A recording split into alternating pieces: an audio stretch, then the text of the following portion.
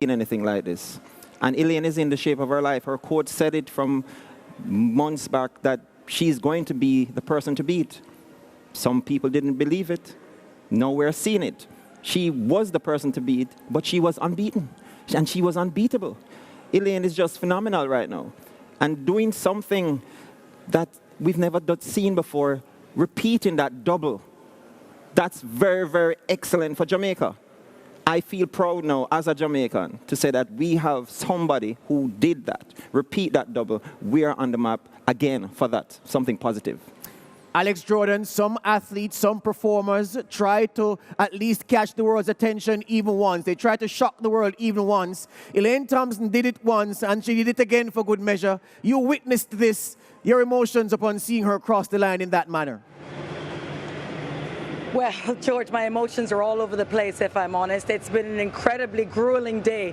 And as you said, we are also actors on the sideline, observing, watching history being rewritten here tonight in the Tokyo Stadium, National Stadium. It's just been incredible.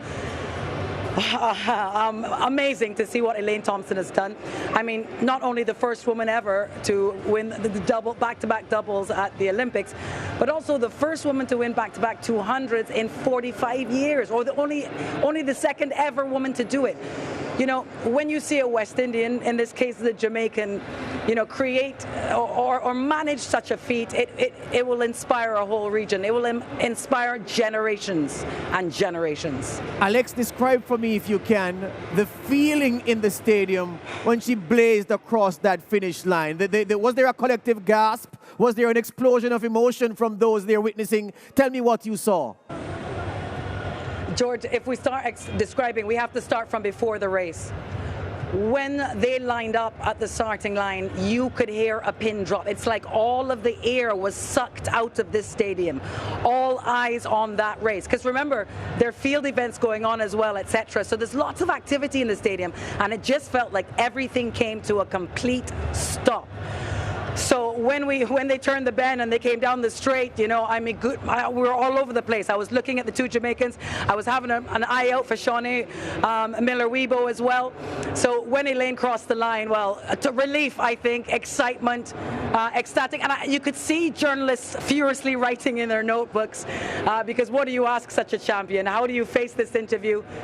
Incredible scenes here in Tokyo.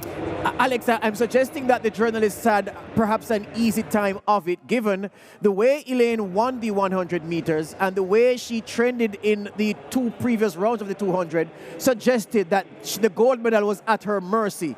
It was then left to the journalists to describe the manner of her victory and worry themselves about how they would describe the manner of a performance, a generational performance. Perhaps, Alex, that some people haven't quite gotten to grips with how to describe the manner of what they just saw. No, you're absolutely right. It was hers to lose. I heard your guest say that, and that's a fact. But ELAINE Thompson Herah did tell me she was nervous. She feels nervous. I mean, of course, she's a human before. But when she ran that 21.66, a personal best equaling in the semi-final, when she was asked about it, she said, I tried to slow down, but the speed got the best of me. I love it. I love it. And let me tell you, that's what we saw here now in this 200-meter final, a national record. And you know the numbers. What was it, 21.56? 21.53. Yep. Yeah, the numbers don't lie, Alex. From your time with us here on the SportsMax Zone, we always say, men lie, women lie, numbers don't. Correct. No, it's extraordinary. What she's done here tonight is extraordinary. And again, I want to make the point, I think I always do it, so we have to contextualize it. SportsMax and that studio is based in Kingston, Jamaica. So, of course, Jamaica will be up and down tonight, especially Banana Ground Manchester. They will be partying into the night, no doubt. But this is huge for Jamaica, for the Caribbean, for sprinting, for black people across the world, for Tokyo 2020 Olympics that needed someone to star up the show. And it was ELAINE Thompson Herah. Leighton, you are a man, you're so experienced in the area of track and field and sport in general. You've seen many things. You perhaps have seen everything up to this point. Performances that shock people will not shock you because of the context in which they happened and the trends that you analyze, and you knew that certain things would culminate in a certain result. But my gosh, man, if you aren't absolutely gobsmacked by this, I'm suggesting you're not human, Leighton Levy. Yeah. Well, George, perhaps I am not, because you saw this coming. Yesterday, when she ran 21.66, literally breaking, trying to stop herself from going fast. If you remember, back in 2015, Elaine Thompson came second at the World Championships behind Daphne Skippers, running 21.65, which was the second fastest time ever run by a Jamaican. The time run by Merle Nottie, 21.64, more than 20 years ago. She's now eclipsed that. She's obliterated it, and she's made it her own and put herself in the conversation to becoming, or to, well, the conversation that says she's possibly now the greatest female sprinter of all time, having with the sprint double, the 10.61, now 21.53. She's now in the conversation. Shelly-Ann Fraser-Pryce is there, as well as several others. But the thing is, how can you deny the magnitude of this performance from Elaine Thompson Herah? This is one for the ages. Coming on the heels of that 45.94 last night, this is just as impressive. Absolutely fantastic performance for a young lady who spent the last few years studying the races, studying how to get to the world record, training accordingly, living the life to get to this point where she's now the best in the world, and now technically has taken the crown from Shelly-Ann Fraser-Pryce as Jamaica's leading female sprinter. Leighton, in your time, have you ever seen an athlete have rivals in a trance at an Olympic Games in the way Elaine Thompson Herah has at these Tokyo Games? Because I'm talking from the first round of the 100 meters when she set down that opening run to the start of this 200 meters. You had the sense that the rivals accepted that they were racing someone who wasn't normal, who was above what they were producing, and that they were hoping for the best, but expecting that that best would not be good enough to lay a glove on her. Have you ever seen that in your time covering and watching the Olympics? Well, you saw it with Usain Bolt, where the resignation I'm talking women. I'm talking women, my friend. Women, sorry, women. Among women, you kind of saw that back in '88 with Flojo. You know, the women saw the 100 meters, the 10.49, the 10.54. They knew they were running for second. This is perhaps the closest we've seen it since that time. Perhaps Marie-Jose Perec back in '96 when she won that 400 meters in such an impressive fashion. But Elaine Thompson Herah has stamped her authority on these Olympics after what she saw in the 100 and, of course, in the semifinals last night. Every woman knows she was running for second place here, including the very impressive Momboa, who ran 21.81, setting a new junior record. And it throws egg in the face of World Athletics, who told her she couldn't run the 400 meters because of elevated levels of testosterone. What's the difference now? 21.81, 3 consecutive world junior records. She's probably the only person in the race who was not intimidated because she's running in her own bubble and did fantastic as well. But to answer your question, George, I think Elaine Thompson got into the head of everyone here, and of course it showed on the track. Anil Roberts, you're 1,140 miles away in Trinidad and Tobago, but you are as much here in spirit as the others are physically with me on this stage here at Digicel's headquarters in Kingston. My friend, the first woman to defend an Olympic double. The first woman to run times that we can accept are legitimately the fastest times we've seen in the 100 and the 200 meters. And presented at these games, Anil Roberts, from the very first race, trained to the minute, perfection in her preparation. And all that was left was the athlete with the mentality and the character and personality to go and execute what she had trained to do. This, I'm suggesting to you, my friend, is a triumph of supreme human talent and supreme coaching of that human talent. Well, let me first of all say, I enjoy talking sport with people who know sport. Maurice called it yesterday 21.50. We have 21.53. You called it where you said that the 6 rounds will take out of her. And we've seen that. So while I am happy and I am amazed and it's brilliant, and she is the greatest sprinter of all time, I state it emphatically, a double-double in this sort of position, Olympic record, national record, second fastest time, all. She is the GOAT, the greatest of all time. But you could see the rounds were on her. She was not as fresh as in that 100 meters. And also, we also called it when we said, unfortunately for Pauline Davis, Miller Weibo should not have gone in any double.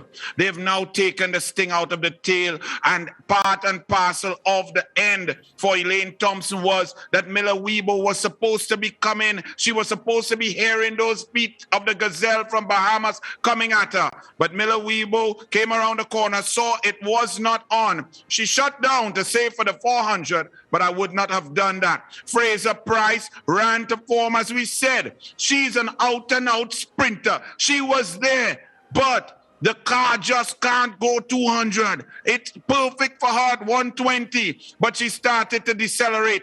Gabby Thomas, what a brilliant run. Intelligent woman, that is the future of USA sprinting. Amazing race. But Elaine Thompson, you wanted some adjectives. The immaculate ice queen. Immaculate ingenuity of the ice queen. That is sprinting at its best. That is a Ferrari with a Porsche mix up with an Audi, with whatever vehicle you want to say. That is perfection. Congratulations to her coach. Congratulations to her. Congratulations to her husband, her mother, her father, Jamaica. Wow, just amazing. Just press, repeat, repeat, repeat, and watch greatness. Alex Jordan, I'm coming back to you. We understand you have to go because you have other duties to attend to. You've done a tremendous job over there so far. Alex, I'm putting this one to you, and you know why I'm putting it to you this way. Elaine Thompson Herah dropped something in the 100 meters that made the world, that caught the world's attention, that made the world look. And we said, yes, this is a sign that these games are about the supremacy of women in athletics. KARSTEN WARHOLM did something in the 400 meters hurdles a few hours earlier that suggested that, whoa, we'd remember the games for what an outstanding Norwegian man did. But then Elaine was not to be outdone. She was not to be suppressed. She put an exclamation point on the point, Alex. These are the games of the woman. The women in sprinting are supreme, and we just have to accept it, be happy about it, and move on. I think you're right, George, and I think it's timely. I love the point that Leighton Levy made earlier about Elaine's application, about how intentional her improvement has been. Because, you know, when I interviewed her, she said, you know, if you could look at my phone, you'll see how I had written out the PBs and what I wanted for myself, you know. So she spoke this into being. She was intentional about it. And I think if we're finishing our discussion with you tonight, I would like to leave the region with that inspiration. Any boy and girl across the region. Elaine Thompson Herah wasn't a big star athlete at high school. Elaine Thompson Herah was carrying injuries at the national trials just now. And Elaine Thompson Herah has come to the Tokyo Olympics and done something that no woman has ever done before. Just extraordinary. Absolutely so. Maurice, I sneak in the last word to you, even though my producer is chasing me to the break, because we have to mention Gabby Thomas. I saw her teeth gritted for about the last 20 meters. It's been a long time since I saw someone grit their teeth and just drive to the finish. That bronze medal was out of sheer will. And for her first go at the Olympics, we have to congratulate her. Even though she's not Caribbean, she's a fantastic athlete, and we have to praise good athletes when we see them. We have to. And I said before, I didn't see her show up yet. She showed up in the finals, and that's when it matters. Absolutely so. Aileen, pinch a piece of the point. Gabby Thomas's bronze medal run, sheer will and bloody-mindedness. She was not going to leave Tokyo without something to show for her efforts. I mean, yeah, definitely. And it showed her strength and her willpower. And for the major that she did in college and running track, you show that she has that determination and that strength and that focus. And then just executing it, and she did it when it counted. And no, phenomenal athlete, and definitely somebody we need to keep an eye on for the future. Wow, Elaine Thompson Herah's historic achievement. Wow, words can't describe what this woman has just done for Jamaica, for the Caribbean, for herself, and for the team of people who've delivered her in tip-top shape to do what no woman has done in the history of the Olympic Games, ancient or modern. Break time here on Tokyo Prime, the morning edition. Back with more after these.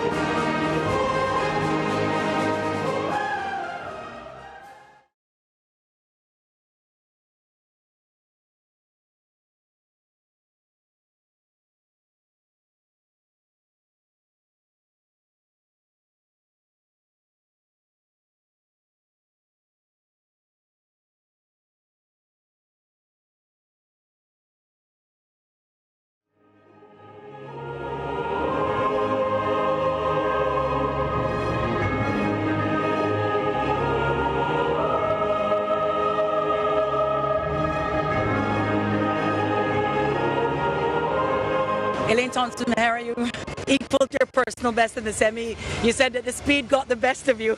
A new national record and the first woman to win the Olympic double, back-to-back Olympics ever. I'm a little bit speechless. And God is amazing.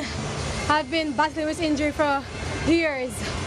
And I've drawn God close in my heart and I talk to him.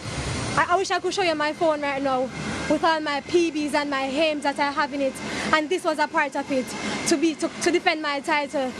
And no matter the struggles and the obstacles, you can hurdle them, you can do it. And I've hurdled all my obstacles and it brought me here today.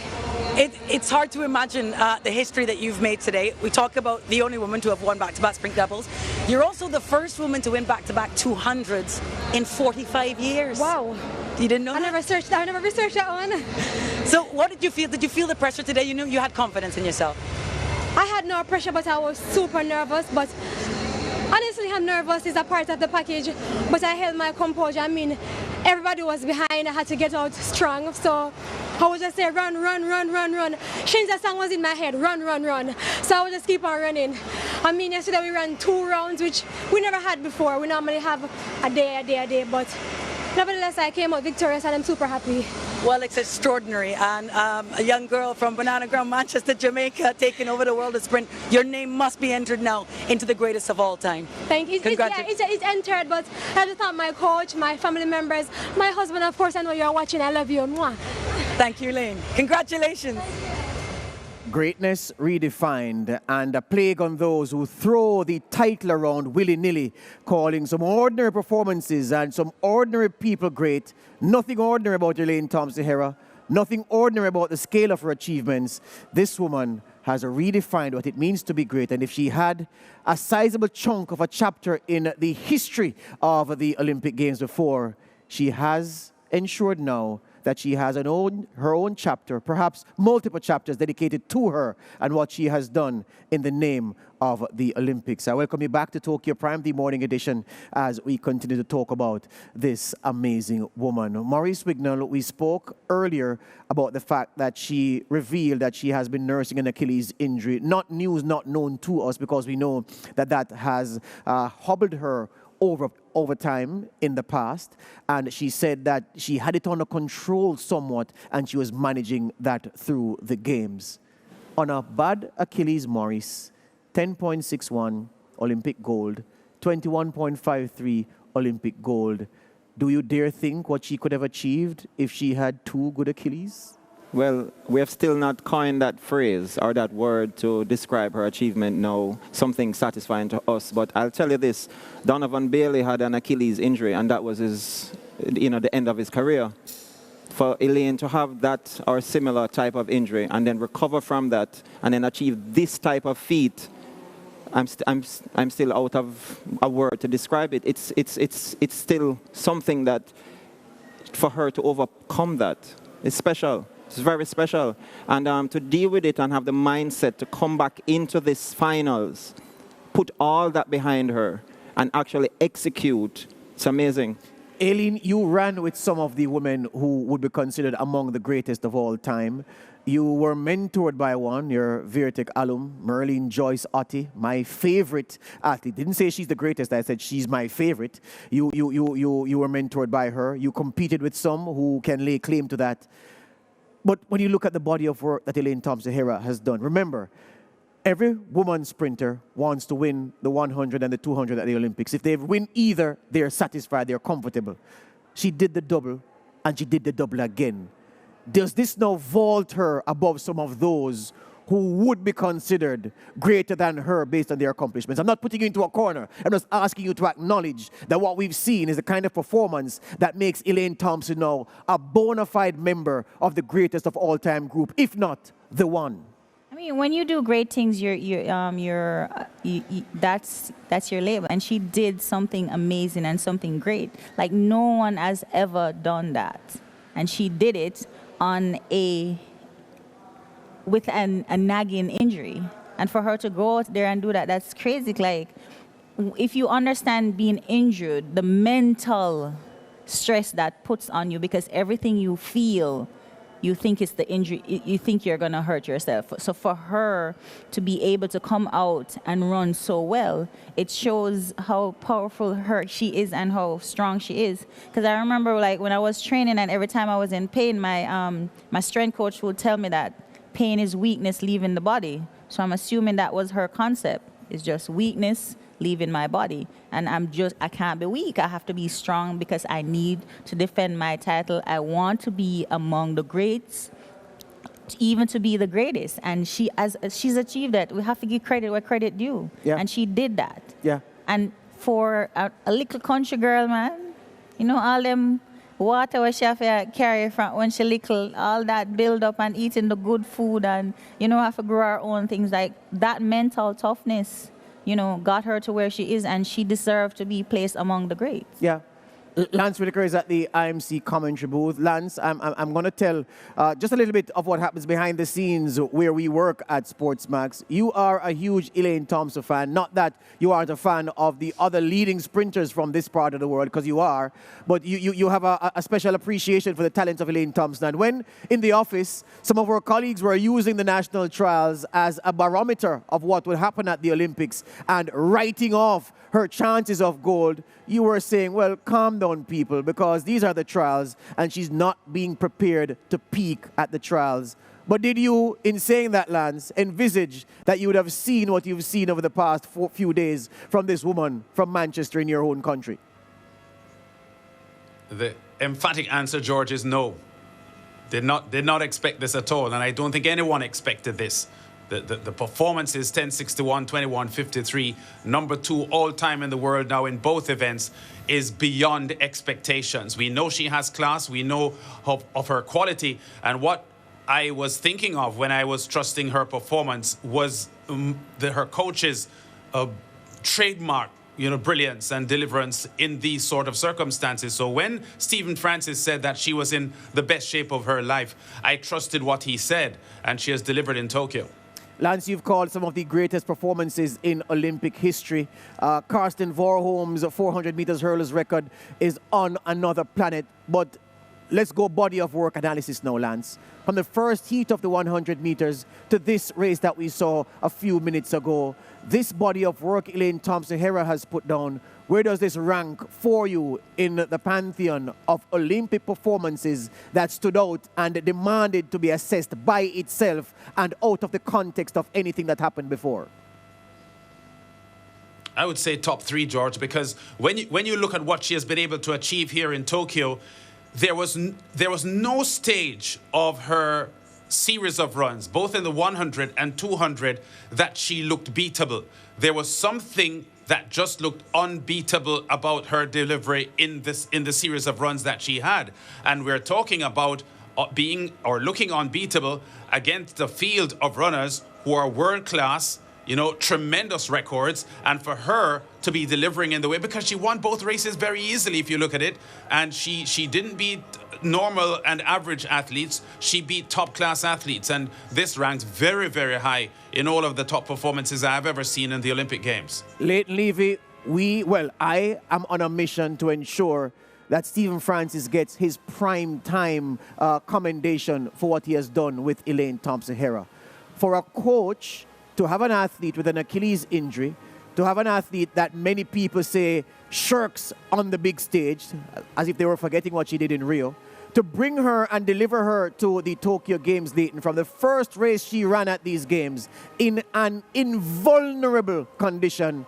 What does that mean about Stephen Francis's powers of motivation, preparation, and mental conditioning? Well, I've always advocated that Stephen Francis is perhaps the best track and field coach in the world. And of course, there was a dip, of course, of the past few years because the athletes that he had under his charge weren't delivering on the big stage like he was used to. But what he's done with Elaine Thompson Herah is nothing short of fantastic. If you remember, in 2017, between 2017 and 2019, people were ridiculing her, saying that she's done, that she's a choker, that she's not ready again for the big time, conveniently forgetting what she did in Rio in 2016.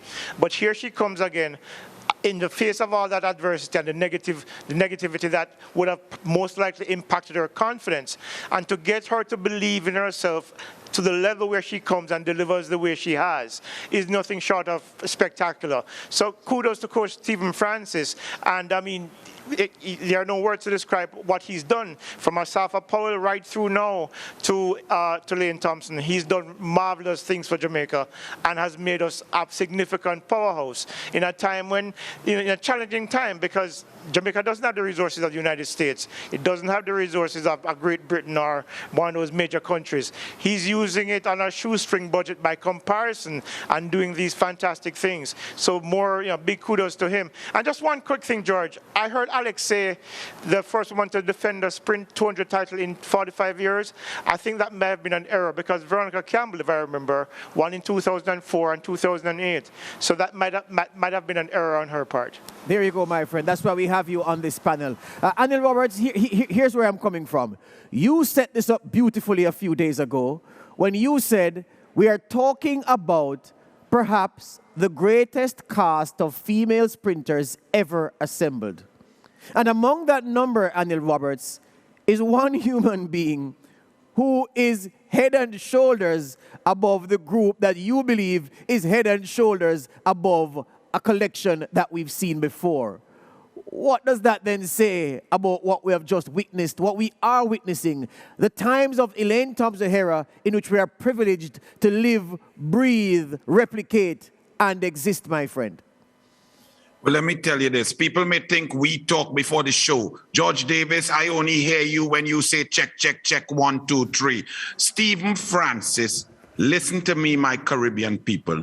We do not understand nor appreciate the legacy of a great coach. We do not give credibility to coaching. Stephen Francis is a guru. He's a professor. He's brilliant. He's masterful. In Japan, they bow to their coaches and show reverence. Stephen Francis, from what you have just discussed, showing the trials from what Lance Whitaker said, and he's an Elaine Thompson fan. He never envisaged what could take place. Well, I can tell you, Stephen Francis knew it. He knew it in 2017. He knew on his plan how he had periodized her training. He knew what he was doing with the technical ability. I saw little changes in her start. He knew what he was doing in the gym, in her aerobic capacity, so she can go through the rounds without diminishing her speed and power. He knew what he needed to do the double. He planned it. He implemented it. COVID-19 came. His brain still kicked in.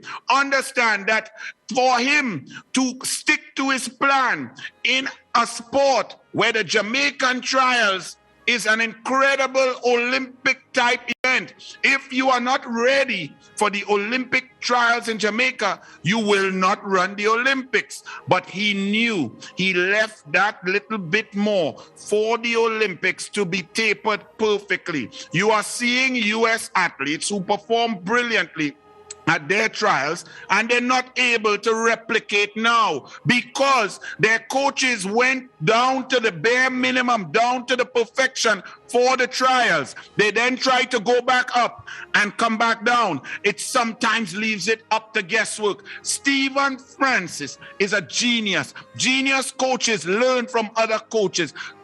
Stephen Francis is a Franz Beckenbauer. Stephen Francis is a Phil Jackson, is a Riley. He is a Pat Riley. He is a guru and must be respected. My goodness, the brain of that man. We as coaches must understand. It's not about if you ran. It's how you read, how you study, how you individualize a program, and how you implement. It's brilliance at its best.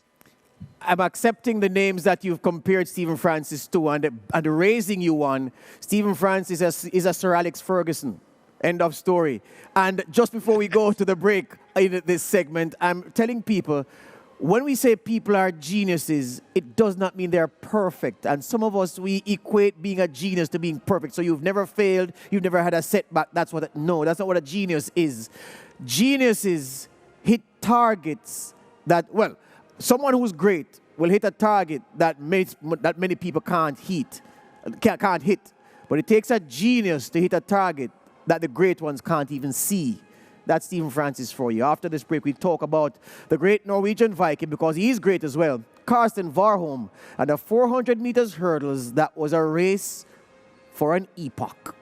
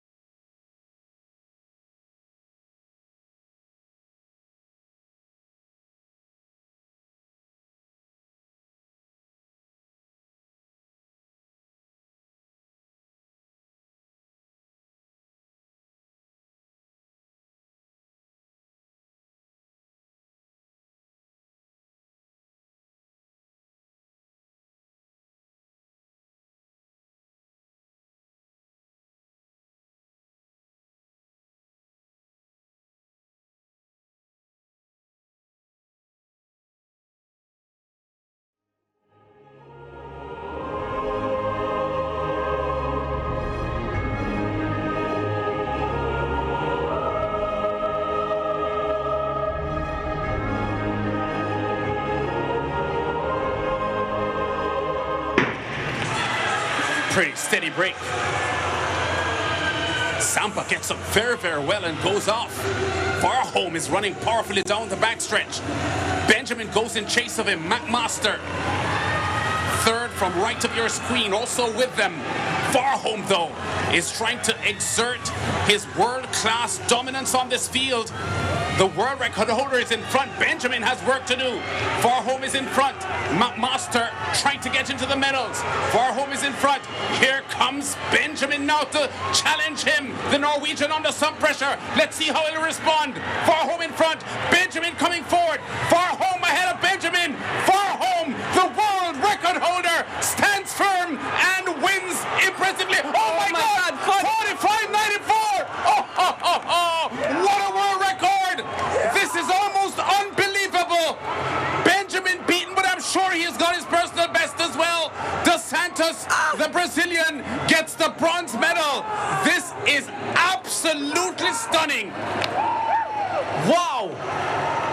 I don't think anyone expected that 45.94 This is absolutely Wow. amazing. On Tokyo Prime Evening Edition, moments after this race was run, when I was in the company of Pauline Davis-Thompson and Aileen Bailey, I described this performance as epochal. Epochal has to do with events or happenings that change how current events, that future events are, well, that future things are done. It brings about great change. It marks an era-shifting move. This performance by KARSTEN WARHOLM, I'm suggesting, is epochal, because I'm suggesting coaches from now on will use this as the model for how you run a 400 meters hurdles, what the body is capable of. They say, Coach, I can't run a 400 meters hurdles full out. He says, well, KARSTEN WARHOLM did it at the 2020 Olympics in Tokyo. It can be done. This is what we're going to train to do. This will prove to be epochal. I'm predicting that into being. Lance Whitaker, you called this race a few hours ago. This was not normal in any way, shape, or form. Rai Benjamin knocked loudly at the door, and WARHOLM deafened his ears, Lance. The afterburners switched on after the last hurdle, and the Norwegian pulled something more out when everybody else was weakening in the wake of the blitz he had unfurled in the previous part of the race. Talk to me about what you saw in commentary. Well, I think the last time I felt so stunned watching an event at the Olympic Games would have been the 2012 London Games when KYRON Walcott won the javelin gold medal as a 19-year-old. Moments of disbelief, jaw-dropping. You know, you see it unfolding. Well, at the end of the race, as soon as I looked at the flash time and I realized the time, I blinked a couple of times because I didn't trust what I was seeing. I said, how on earth can someone run 45.94 in a 400-meter hurdles race? It was absolutely astonishing, George, something that rivals anything stupendous that I've ever seen in my almost 4 decades of covering sport. KARSTEN WARHOLM, Lance, I'm going to come back to you, but KARSTEN WARHOLM spoke to Alex Jordan after his run. Let's hear what he had to say. KARSTEN WARHOLM, hvordan går det? Det går bra, tack. Bra, tack. Congratulations, wow. Thank you. Gold medal here at the Olympics in the 400 hurdles in an astonishing time. Tell us about your day since winning. No, it's been an incredible day, probably, you know, the biggest day of my career, and I really enjoyed it. And now with this medal hanging around my neck, it feels even more real. It's kind of astonishing what you did here today. Do you realize that you're actually changing the event, taking it to new heights?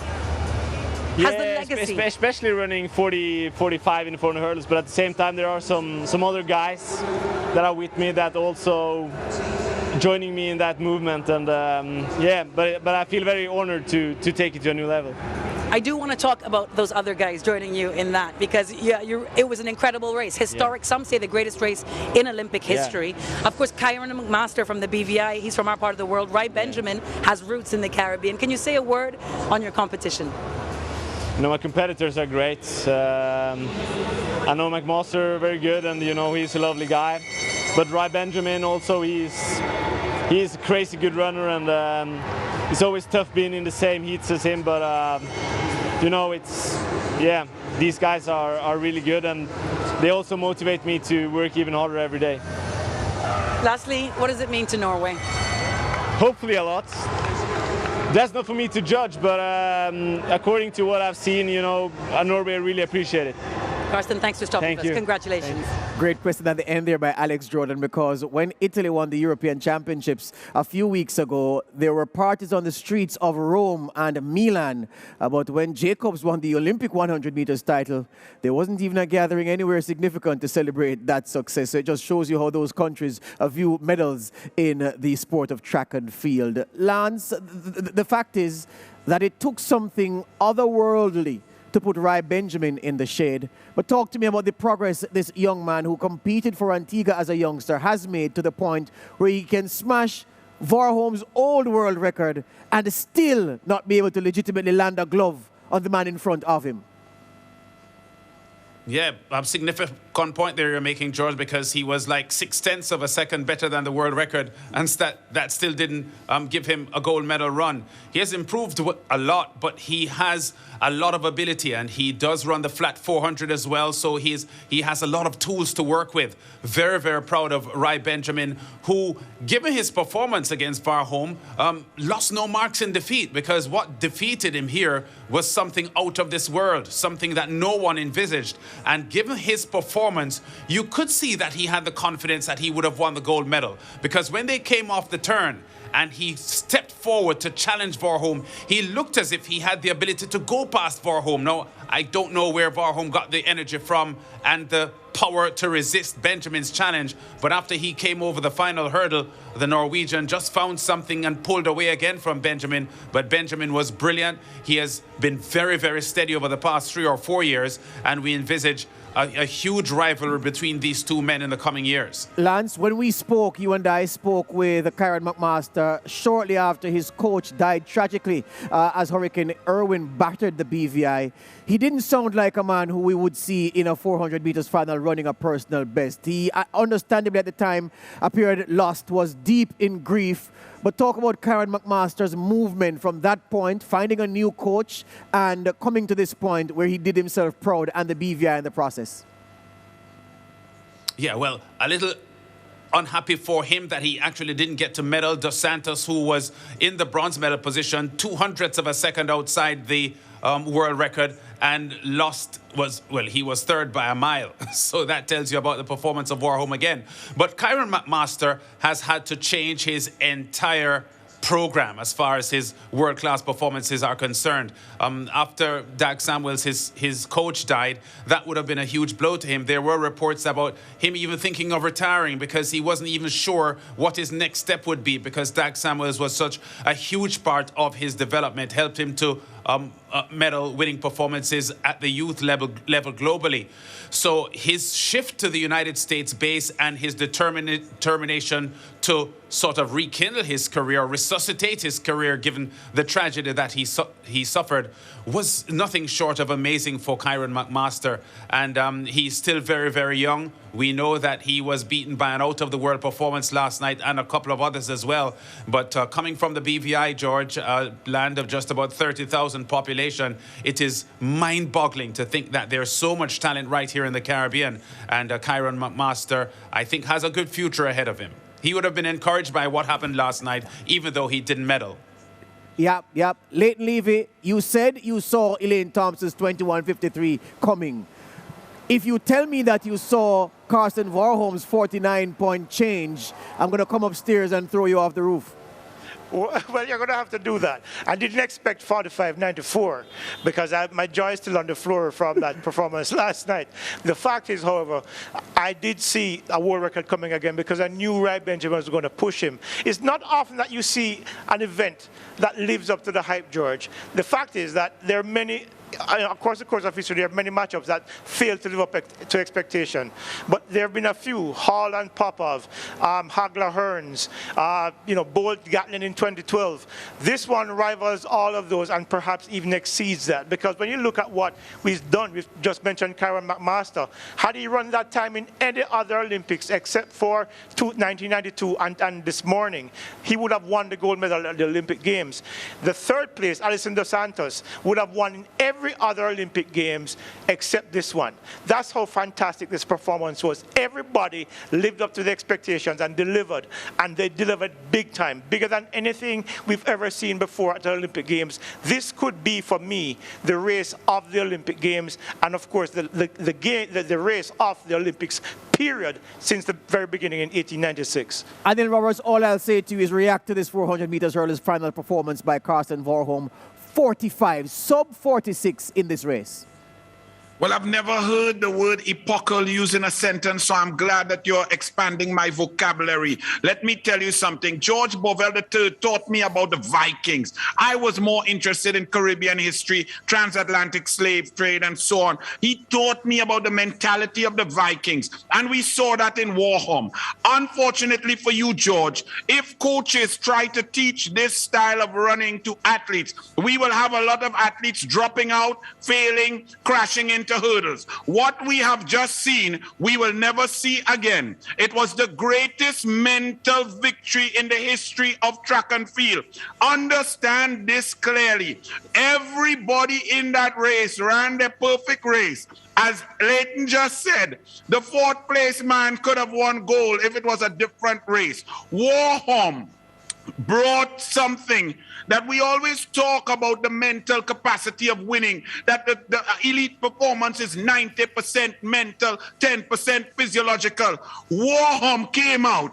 I was watching him, and this man was screaming. His eyes were looking like a crazed dog when they were introducing him. I said, but this is too much. It's too emotional. He's going to, look at this. He's going to use up his emotional energy. He's using up his adrenaline. His heart rate is too much. He was at the starting blocks. He was screaming and slapping himself, shouting, looking around. I said, my goodness, he's going to run scared. Right, Benjamin ran the perfect race. He came around the corner with 100 meters to go, ran up alongside with 80 meters to go. He was supposed to go past. WARHOLM, the Norseman, dug deep into his Viking ancestry, pulled something from within him that carried him and did not deter him. He got to that line. He will never run that fast again. No man will run that fast again. This man went over hurdles and could have made the semi-final of the 400-meter flat. Wow. Wow. Well, I'm leaving the segment as we go and take our final break and say that perhaps it is best for us to describe Karsten WARHOLM in the way that Usain Bolt was described in his pump. Half man, half amazing. Back with more on Tokyo Prime, the morning edition after these.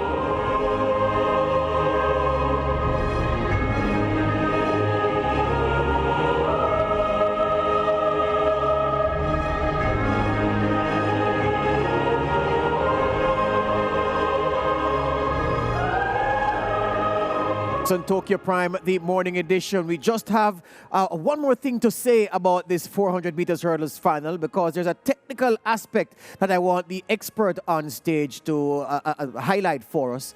Maurice Wignall, there was a point when Rai Benjamin ran up on the shoulder of Karsten WARHOLM, and then the Antiguan appeared to stumble just a bit coming off that final hurdle.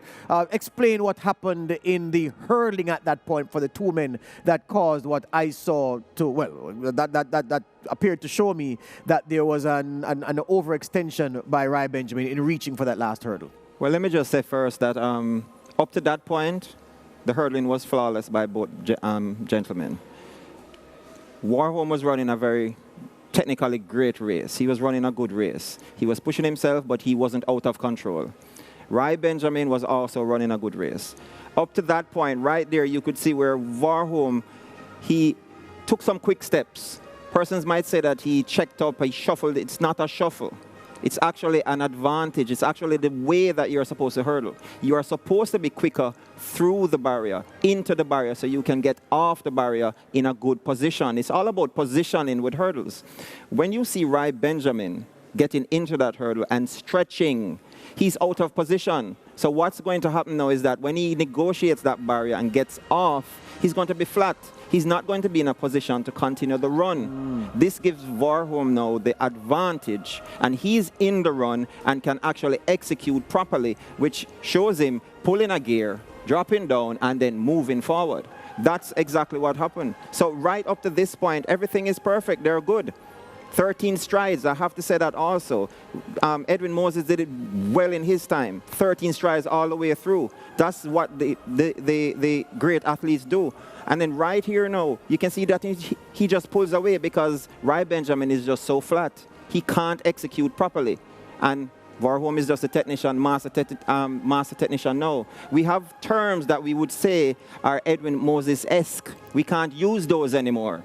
There are no WARHOLM-esque or just outworldly. Absolutely so, absolutely so. All right, let's transition to NATOYA GOULE's performance in the 800 meters, because there were high hopes, ELAINE, for her at the start of the event that, yes, she would be able to pinch a medal based on what she had shown us in the previous rounds, but it just wasn't to be. It fell away badly for her. Yeah, and I felt like initially she was in the perfect spot, and I felt that she was doing very well, but the last 200, the pace just got to her.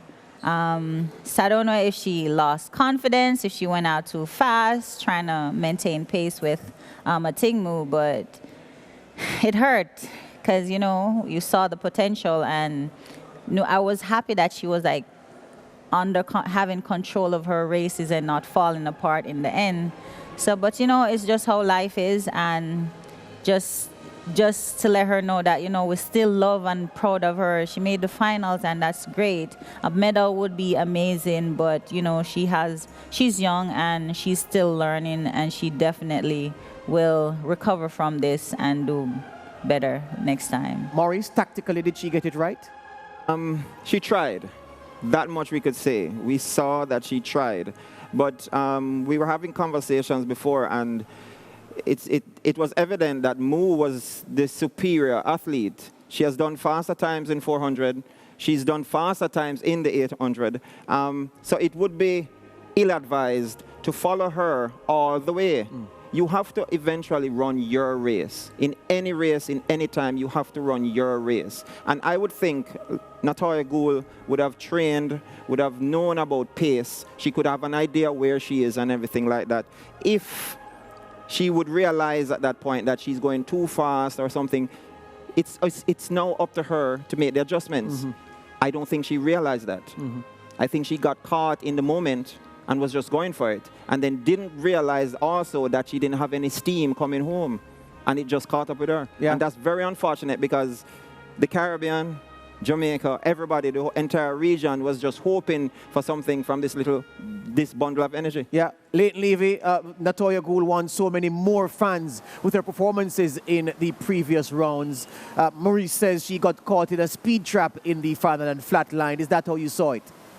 Yeah, pretty much. I think in the first 400, she was right where she needed to be. On the outside, not getting boxed in, and of course, staying in touch with Mu. The pace wasn't particularly fast.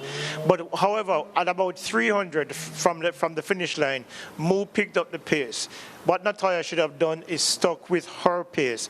You can't go after somebody who's run 49.5 and who's run a relay split of 48.8.